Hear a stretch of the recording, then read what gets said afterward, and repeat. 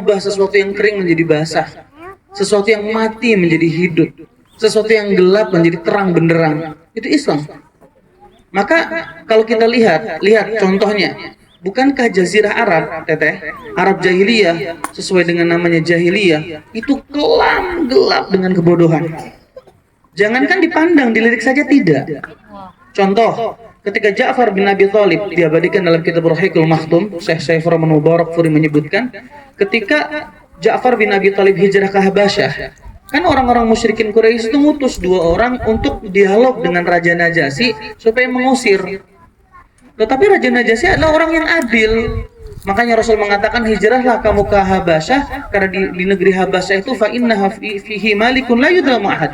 Di sana itu ada seorang raja yang tidak pernah berbuat zalim dengan siapapun, katanya gitu. Karena rajanya arif gitu. Maka sang raja tidak mau mengusir orang-orang muhajirin sebelum mereka bertanya kepada muhajirin, dan juru bicara orang-orang muhajirin ketika itu adalah sepupunya Nabi, Ja'far bin Abi Thalib. Ya Tuan, kata Raja Najasyi, apa agamamu? Siapa yang kamu ikuti? Siapa itu Muhammad? Ditanya gitu. Maka Ja'far bin Abi Thalib dengan bahasa yang diplomatis dia katakan gini, kami itu dulu agamanya jahiliyah. Kami biasa menyembah pepatungan. Kami memakan bangkai. Kami berzinah. Bahasanya seperti itu. Menzalimi perempuan, kami menyakiti tetangga, yang kuat memakan yang lemah. Itulah kami di masa jahiliyah. Lihat, sebegitu hinanya masa jahiliyah. Bahkan Ibunda Aisyah menuturkan wanita di zaman jahiliyah itu dinikahi dengan pacaran, teteh. Makanya kalau hari ini ada akhwat yang hanya mendengar kata poligami sudah mendidih darah dagingnya, itu orang yang nggak ngerti sejarah dan nggak ngerti betapa Allah memuliakan kaum wanita. Suatu saat nanti antum akan mencintai betapa indahnya syariat poligami. Pro dan kontra yang terlepas hari ini. Karena Masya Allah, kalau melihat sejarah, perempuan itu dinikahi dengan 4 hal. 1, kalau orang sudah masuk usia pernikahan, kata Ibunda Aisyah, itu laki-laki sampai 10 laki-laki itu datang bergiliran kepada perempuan itu sampai perempuan itu hamil. Kalau perempuan itu hamil, baru perempuan itu menentukan siapa laki-laki yang mensetubuhi tadi yang patut jadi suaminya. Apa nggak hina coba perempuan? Hina banget kan? 2, yang kedua, laki-laki 1 sampai 10 orang menzinahi 1 orang perempuan bergantian gitu, karena ada bendera khusus menunjukkan bahwa perempuan itu siap untuk digauli.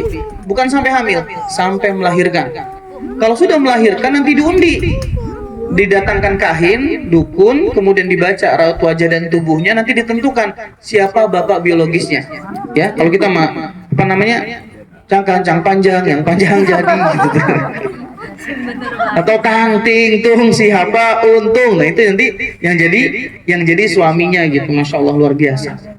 Yang ketiga ini yang lebih nggak waras lagi, seorang istri yang sudah bersih masa haidnya, sudah bersih. Kalau dalam kitab fikih kan disebutkan diantaranya melihat dengan tidak ada tetesan darah lagi, yang kedua dengan mengecek melalui kapas, dimasukkan ke dalam vaginanya. Ketika tidak ada percat berarti menandakan dia itu sudah masa sucinya datang. Maka dikirim wanitanya, istrinya dengan sadar untuk berzinah dengan seorang laki-laki pilihan. Entah dia tokoh, memiliki kedudukan, fisiknya oke dan lain sebagainya, supaya disetubuhi laki-laki lain, jangan diambil sampai positif hamil. Kalau sudah positif hamil baru boleh dipulangkan, dan setelah dipulangkan hak suaminya boleh digauli atau tidak. Tapi kalau lahir, anaknya diklaim sebagai anak si suami tersebut. Rusak tidak nasabnya? Iya, kayak kuda gitu tuh. Bahasanya kayak kuda, kayak binatang. Dan yang keempat, kata Ibunda Aisyah, pernikahan yang Allah abadikan sampai hari ini. Tuh, kurang mulia apa coba syariat ini, ya Allah. Sebab itulah, jika gelapnya jahiliyah mampu diubah oleh Allah menjadi peradaban yang terang benderang, bahkan baru beberapa tahun kaum muslimin memimpin, kaum muslimin mampu menutup kebesaran peradaban Persia. Yang ketika itu negara adidaya itu terbagi 2. Blok timur dikuasai oleh Persia, blok barat dikuasai oleh Romawi. Cukup pemimpinan Umar bin Khattab, Persia tutup dari peradaban ini. Subhanallah. Itu hebatnya Islam. Ustaz, dari tadi ngomongnya peradaban Islam terus. Terus apa sih sumbangsi Islam terhadap dunia? Oke. Dalam sebuah ungkapan orang Barat yang objektif dalam menilai sejarah, ada istilah the West debt to Muslim, bahasanya gitu tuh. Jadi Barat itu hutang budi terhadap Muslim. Dr. Rogib Asirjani menulis sebuah buku judulnya Madza Qaddamal Muslimun ilal Alam. Apa kaum muslimin yang dipersembahkan untuk dunia. Ternyata abad ke-10 Masehi, teteh, ketika kaum muslimin kota-kota Islam itu terang benderang dengan ilmu, dengan cahaya, dengan kehidupan, maaf banget, Eropa ketika itu hidupnya masih primitif. Silakan nanti cek dalam kitabnya Dr. Ragib Asirjani. Kalau dalam bisnisnya lumayan agak tebal tuh bukunya. Jadi catatan sejarah secara objektif dari orang Barat, mereka berterima kasih kepada sejarah Islam. Kalau tidak ada sejarah Islam, tidak ada Eropa modern. England atau Inggris, New York yang sekarang dipuji-puji sama anak-anak muda hari ini. Maaf, dahulu di abad 10 Masehi itu jalan-jalan penuh dengan kotoran manusia. Urusan cebok aja mereka nggak ngerti. Urusan istinja aja nggak paham. Tapi kemudian datanglah Tariq bin Ziyad membuka peradaban Eropa melalui bumi Spanyol, Andalusia. Kemudian diwarnailah Eropa menjadi Eropa modern. Maka tidak akan pernah lahir Eropa modern kecuali dengan catatan sejarah Islam tadi. Nggak ada. Makanya kalau hari ini nggak bangga jadi Muslim kemudian mengulang kembali sejarah itu, nggak bisa. Jadi membaca sejarah itu bukan untuk halu, bukan untuk romantika masa lalu, bukan. Membaca sejarah adalah untuk mengulangi gimana kaum muslimin dulu sukses, karena pola yang sama pasti akan melahirkan produk yang sama. Saya ulangi sekali lagi. Pola yang sama pasti akan melahirkan produk yang sama. Kalau muslimahnya nggak sama kayak dulu muslimah melahirkan Salahuddin Al-Ayyubi, Muhammad Al-Fatih, sama. Sampai detik ini pun yang dilahirkan adalah generasi cacat yang tidak mengenal agama ini. Jadi, kalau hari ini kita mengenal bahwa Islam merubah segalanya, betul adanya. Jika peradaban Jazirah Arab yang dulu tidak dikenal berubah menjelma menjadi indah, dari sana cahaya Islam terang benderang dari timur ke barat, dan nanti akan digulung kembali dari barat ke timur. Paham nggak istilah anak menggunakan bahasa seperti ini? Kalau antum bisa menganalisa sejarah, antum paham kenapa Islam itu dimulainya dari timur. Dan Allah menyebutkan di dalam Al-Quran, walillahil masyriq wal maghrib, timur dan barat. Jadi Islam itu digelar dari timur, tapi digulungnya dari barat. Jangan sampai itu terjadi di negeri ini. Di mana Islam pertama kali masuk di negeri ini, misalkan dari arah timurnya, itu bukan mustahil kalau nanti digulung kembali sama musuh-musuh Allah Subhanahu wa taala. Subhanallah. Maka teman-temannya dimulakan Allah Subhanahu wa taala, jika keindahan Islam mampu merubah jazirah Arab, peradaban Arab yang dulu jahiliyah, gelap gulita, bercahaya, mampu merubah Eropa yang dulunya di zaman darkness, zaman kegelapan, berubah menjadi Eropa modern. Maaf, ternyata indahnya Islam itu mampu merubah hatinya wanita. Ini yang lebih keren. Karena dunia dan peradaban biasa kalau berubah, tapi kalau hati wanita berubah, ini yang luar biasa. Ternyata dalam sejarah Islam ada wanita yang berubah gara-gara Islam. Wanita itu bernama Fatimah binti Utbah, dan juga tetehnya bernama Hindun binti Utbah. Siapa yang pernah dengar perempuan namanya Hindun binti Utbah? Siapa kira-kira beliau ini? Istrinya siapa? Istrinya Mang siapa? Hindun binti Utbah itu istri dari tokoh terkemuka namanya Abu Sufyan. Abu Sufyan punya anak yang kelak memimpin daulah Umayyah namanya Muawiyah bin Abi Sufyan. Hindun binti Utbah dan Fatimah binti Utbah ini kakak adik. Satu, Hindun ini ya Allah begitu benci sama yang namanya Nabi Muhammad, sama yang namanya Islam, begitu benci. Tapi betul kaidah cinta mengatakan, ahbib habibaka haunan, ma'asa ayyakunu habibaka baghiduka ma yauman, wa abghid baghidaka yauman. Sama kalimatnya diubah sedikit saja. Kata Rasulullah, ahbib habibaka, cintailah siapapun yang kamu cintai sekedarnya saja. Masa ayyakuna, karena boleh jadi seseorang yang kau cinta itu akan berubah menjadi orang yang kau benci. Sebagaimana bencilah seseorang biasa saja. Karena siapapun yang kamu benci bisa jadi adalah orang-orang yang akan berubah menjadi orang yang kau cintai. Maka benci dan cinta itu kenapa kaidahnya tipis? Benci sekadarnya saja, cinta sekadarnya saja. Lihat kecintaan, kebencian Hindun menghantarkan pada kecintaan yang kepada Islam. Hindun tuh benci banget. Ustaz, apa sejarahnya Hindun dan Fatimah binti Utbah ini masuk Islam? Sejarahnya terjadi pada tahun 8 Hijriah. Ketika kaum muslimin menaklukkan Fathul Makkah, teman-teman, para akhwat, para ikhwan yang dimuliakan Allah Subhanahu wa taala, maka kemudian Abu Sufyan khutbah. Siapapun yang masuk di rumahnya Abu Sufyan, dia selamat. Siapapun yang masuk ke dalam masjid, dia akan selamat. Maksudnya area Masjidil Haram. Siapapun yang masuk ke dalam rumahnya, dia akan selamat. Tiba-tiba Hindun ngomong, sungguh kau pemimpin yang sangat hina. Belum perang sudah takut duluan, kata Hindun. Kata Abu Sufyan, wahai Hindun, tidakkah kau tahu bahwa Muhammad membawa rombongan yang tidak mungkin kita bisa kalahkan? Realistis kalau Abu Sufyan. Jadi orang masuk Islam itu tahapan, teman-teman. Ikhlas itu butuh proses. Ya, hijrah itu butuh istiqomah. Jangan celah kalau orang baru hijrah belum maksimal. Makanya hijrah itu butuh ditemenin. Itulah kenapa setiap Jumatan ke sini. Antum butuh temen kan? Ketika Abu Sufyan sedang berkhutbah, tiba-tiba Hindun bilang gini, celaka, tidak ada pemimpin yang paling buruk kecuali dirimu. Belum apa-apa udah kalah duluan gitu. Besok paginya tiba-tiba Hindun bilang gini, ya Rasulullah, ya Abu Sufyan, bawa aku kepada Muhammad. Aku hendak ingin memeluk agamanya. Kata Abu Sufyan, bukankah kemarin kau begitu benci dengannya? Kenapa sekarang kau begitu cinta dan mengagumi Muhammad? Katanya gitu. Maka ketika itu Hindun binti Utbah ditemani oleh sekabilahnya namanya Utsman bin Affan datang kepada Rasulullah. Ketika datang kepada Rasulullah Shallallahu Alaihi Wasallam, Hindun memakai cadar, ngucapin salam, assalamualaikum, waalaikumsalam. Siapa kamu? Dibuka, ana Hindun ya Rasulullah. Saya Hindun. Hindun? Kemudian Hindun pun mengucapkan kalimat syahadat. Takut-takut Rasul marah. Makanya ada dua versi riwayat. Satu riwayatnya langsung Rasul menyampaikan, kau tidak boleh berzina, kau gini, kau gini. Semua dijawab oleh Hindun dengan kalimat sami'na wa ata'na. Itulah kekuatan kebencian mengubah menjadi cinta tadi. Tetapi ada riwayat lagi yang menyebutkan bahwa ketika Hindun ditanya sama Rasul, anti Hindun, apakah kamu Hindun? Iya. Saya maafkan segala kesalahanmu, tapi jangan pernah kau tunjukkan wajahmu di hadapanku lagi. Karena Rasul begitu sakit melihat Hindun mengingat siapa? Hamzah, pamannya yang dibelah, kemudian jantungnya dimamah atau digigit, kemudian ditumpahkan kembali persis di hadapan Rasulullah Shallallahu Alaihi Wasallam. Dari sini banyak hukum yang kita bisa ambil dari peristiwa tersebut. Maka Masya Allah, ternyata Hindun dan Fatimah binti Utbah adalah dua wanita yang dulunya membenci, tetapi akhirnya mencintai.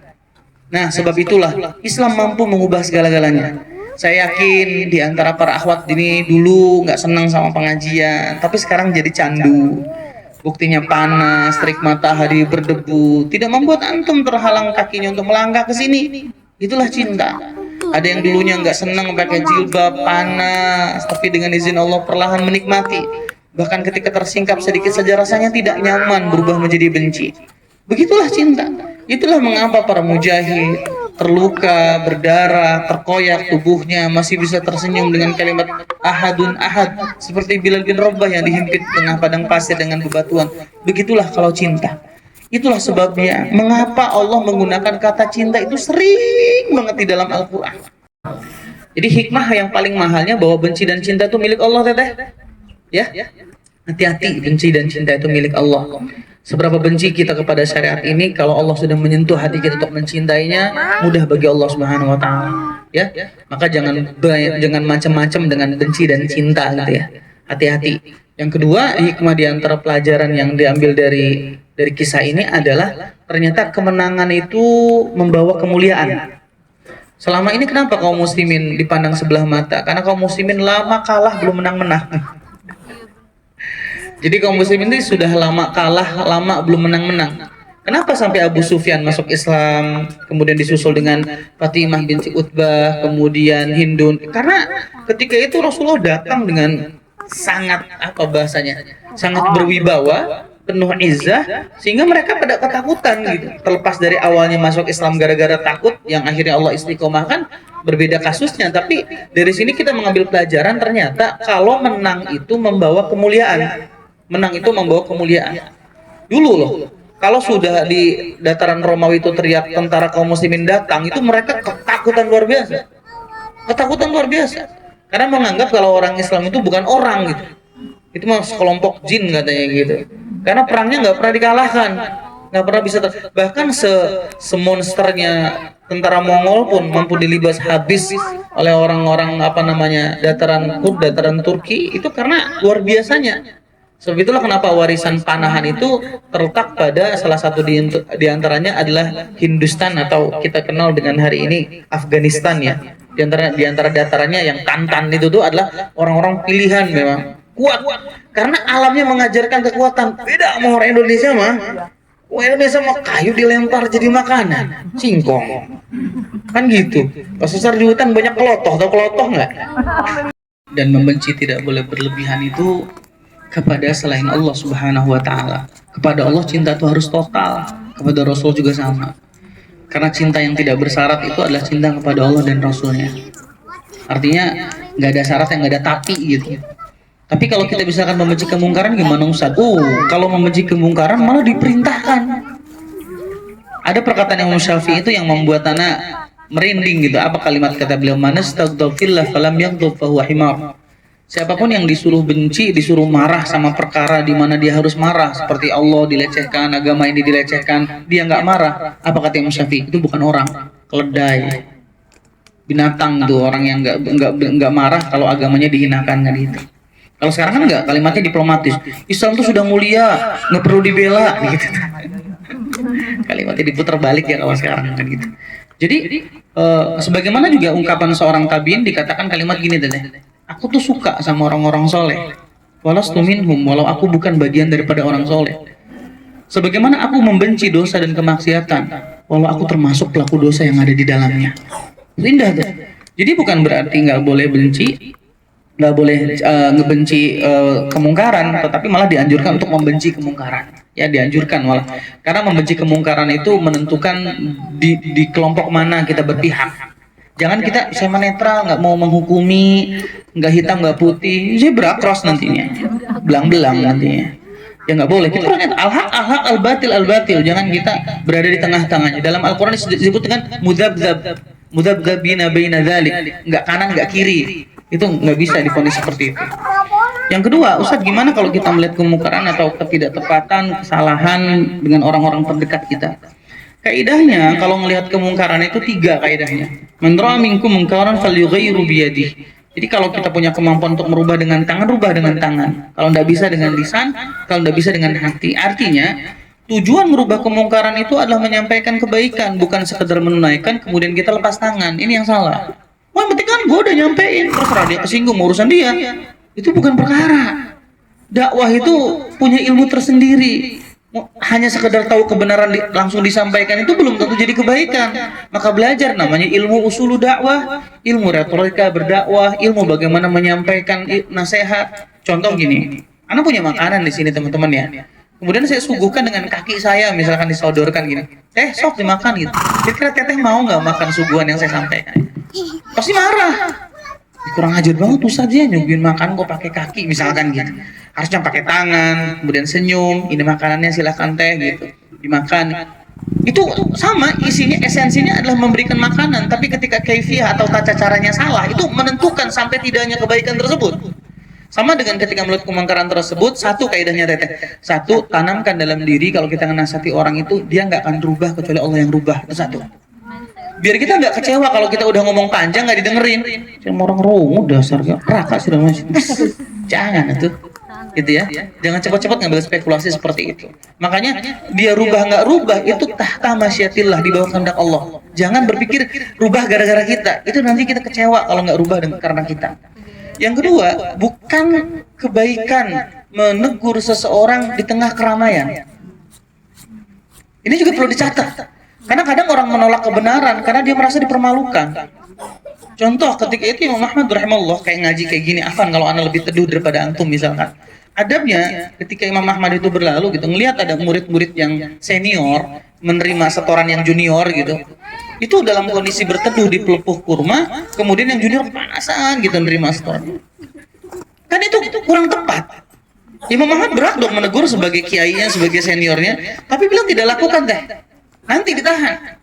Apa yang dilakukan? Yang dilakukan ternyata Imam Ahmad datang malam-malam mengetuk pintu rumah muridnya, kemudian dia mengatakan, Assalamualaikum. Waalaikumsalam. Diri soalnya. Ya Allah ya Syekhona, kalau kita, ya Ustaz, guru saya ngapain jauh-jauh datang ke sini? Kenapa nggak ngomong kalau ada perlu biar saya yang datang? Dan ada saya pengen ngomong sesuatu. Itu pun nempel di telinganya, dia bilang, tadi siang saya lihat kamu ngajarin murid junior terteduh, sedangkan juniormu kepanasan. Jangan diulang lagi ya. Itu bukan adab yang baik. Ya Syekh, kenapa harus ngomongnya lirih? Saya takut suara ini terdengar oleh keluargamu dan ini menjadi aib bagimu. Coba. Itu aibnya tuh. Kita bodoh amat ngomong atas jeplak, batok, bodoh amat, kesinggung, kan gitu tuh bahasanya tuh. Padahal itu bukan kebaikan kan, gitu, bukan kebaikan. Maka ini perlu diperhatikan. Dan 3, pastikan kalau menasihati orang dalam kondisi perutnya kenyang deh. Ini bukan guyonan, tapi memang teorinya. Karena perut orang yang lapar itu biasanya anarkis. Makanya logika tanpa logistik itu anarkis. Ya? Logika tanpa logistik itu anarkis.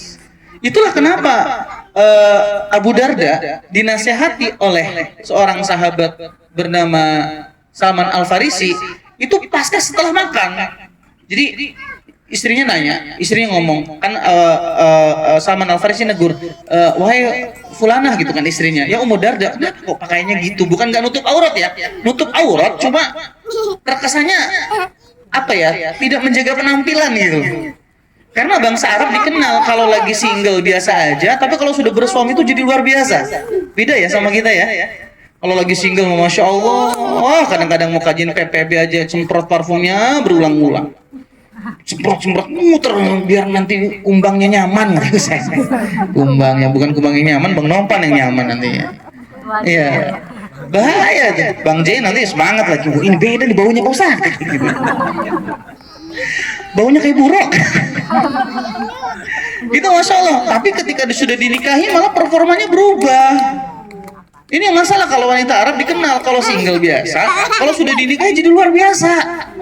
Ya, sepakatnya yang single kalau sudah dinikahi jadi luar biasa. Yang sudah nikah juga yang luar biasa ya, jangan kadaluarsa ya.